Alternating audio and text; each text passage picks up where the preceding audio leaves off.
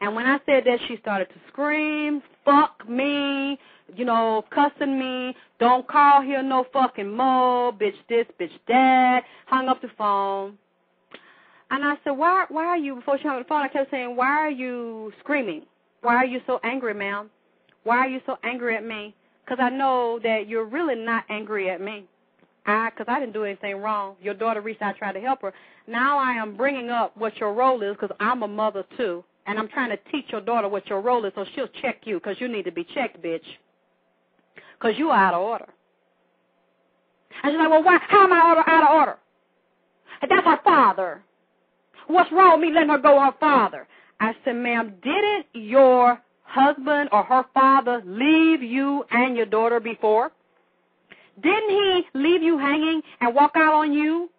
I said, so that should already tells me something about the character of this man. And you couldn't see that? You're saying just because that's her father, you were supposed to let her go? That's the only prerequisite you needed for him when he already, I don't want to hear this. Fuck you. Hang up the phone. So she's like, don't you ever call my daughter again. Of course, you know me. Read out. I call back. I said, ma'am, I just really want to talk to you. Fuck you. Slam. Well, read out.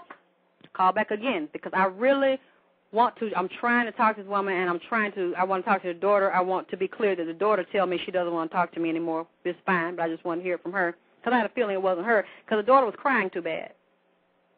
And she was trying to talk to me. She was trying to listen. She was trying to do what I was telling her to do. The mother jumps in, telling basically, you're not going to do anything she tells you to do. You're not going to talk to her. It's not my fault. I'm not wrong. Fuck her. Tell her. She's screaming. And see, when I called back, I kept calling back, like 3 times. She did not get on the phone. I could hear the mother in the background. Fuck you. Fuck you. That's how it sounded, like her voice was off. And I'm just like, why don't you just get on the phone and talk to me? I won't call anymore. I just want you to talk to me because I'm concerned about this little girl. And I could tell that the mother was really not angry at me, I feel like she was angry with me, but deep inside she really wasn't angry with me. I think she was embarrassed and defenseless because I know her business.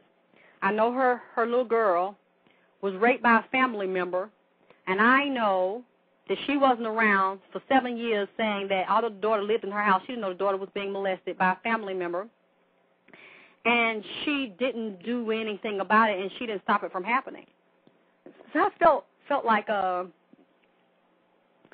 she was going, and I think she didn't want to face, because she never told the daughter that she felt sorry and that she was responsible and she should have had her back. She was telling the daughter it wasn't her fault, and the daughter was saying, Mommy, it's not your fault. It's all Daddy. And that tells me the woman's womb is dead, it's wounded, it's fractured, she's out of order. She doesn't even know herself. She don't know her goddamn place.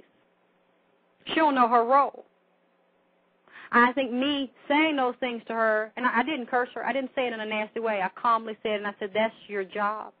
You failed your daughter in being a good steward, and you were disobedient in the eyes of God. Because you were supposed to be a good steward over what you were given. And you didn't watch her back. You trusted your husband to watch her back, and you already knew he wasn't because he had already left your ass when she was 5 or right before she was 5. So you can't tell me that you trusted him when you already saw a fucker wasn't trustworthy because he left. So I sense that this was hard for her to do because I think inside she probably knows it. But she's never had to confront the daughter because the daughter always said, Mommy, it's not you. You're the good guy. It's Daddy. And I felt like she felt like I was putting ideas in the girl's head to create conflict between her and her daughter. But see, the conflict was there before I came in the picture. And it seems like she's trying to keep the little girl in a little girl frame of mind. And the girl is still in pain because she's crying right now. And she contacted me yesterday, said, please, I want to talk to you. I want to do another show. So I'm assuming now the show is canceled after the mother went off and said, I don't want you ever talking to my daughter again. But, her daughter ain't going to be 17 years old forever. And one day that daughter mind going to click about what I said. She going to contact me again Because, see, this shit happened to me before. That's why I feel, sometimes a little bit shaky about this, because young girls will contact me and ask me to help them, and they want to talk to me. And then I don't know if they feel guilty, or they tell their mother that they're talking to me, and then the mother listens to me or probably listens to a video, and they see that I have a heavy influence on the child, and that maybe some things I say can kind of turn the child's mind back in 360 degrees, where the child start thinking for themselves and start looking at the shit from a goddamn panoramic angle, because that's all I was trying to get the little girl to do. I said, you're just blaming your dad. I said, baby, to heal, I want you to look at everybody's role in this shit. I even want you to look at the one that molested you and how he had the opportunity to do it. I want you to step by step right out of everybody's role. I want you to interview your mama. And it's like that made the mother uncomfortable. And another girl, I had to deal with that same shit a couple of months ago. Her mom was abusing her.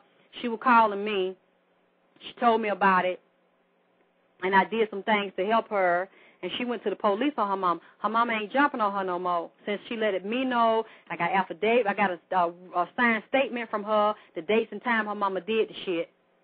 They in Ohio, but I got this documentation down here in Atlanta. In case something happened to that girl, I'm going to turn it over to the police. The mama ain't beat her no more. When I called to talk to the girl, the mother, obviously I already knew, saw on the call ID, oh, this Alexyss K. Tylor finna call up and keep up some shit. So she tells the girl, you can't talk to her no more.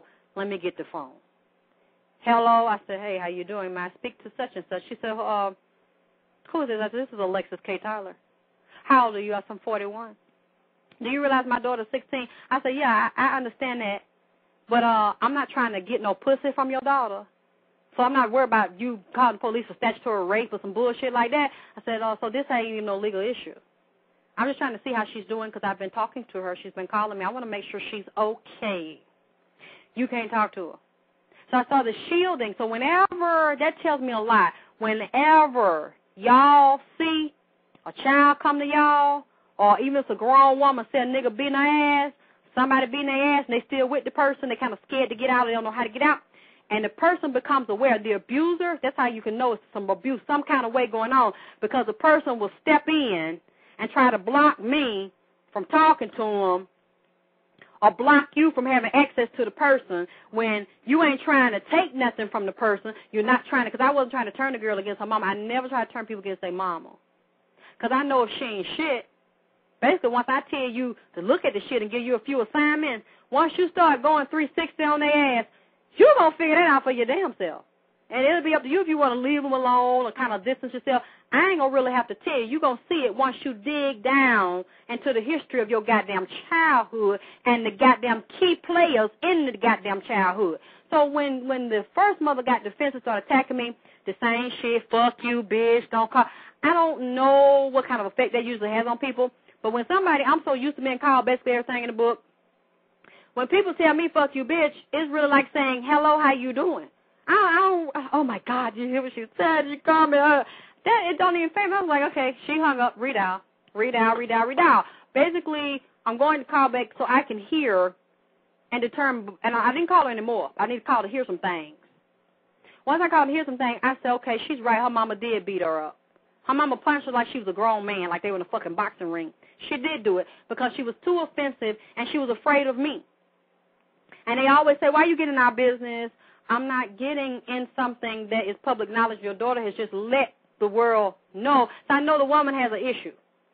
And it reminded me that when the woman makes the girl talk to me and put me on speaker, the mother listened, and I heard so I knew she listened. I kept talking. I'm not going to run. I'm not going to, because I believe I'm right. I'm not trying to make the girl do something illegal, just trying to help her help herself. She jumps in, and the way she started attacking me and saying, this is your fault, you're a troublemaker, you're a shit starter, you made my daughter upset. See, I already know you're on the defensive, and you're angry with me because I am now your mirror. And I'm putting a mirror right on you, and I'm telling the little girl, put a mirror on your mom. Because when you have this talk with your mother and ask her about the 7 years that she sent you over there and you find out what she was doing, what her day was like, why she never called, why she never came back, she knew where you were, that's going to force the mother to look at herself, and the daughter is going to start seeing a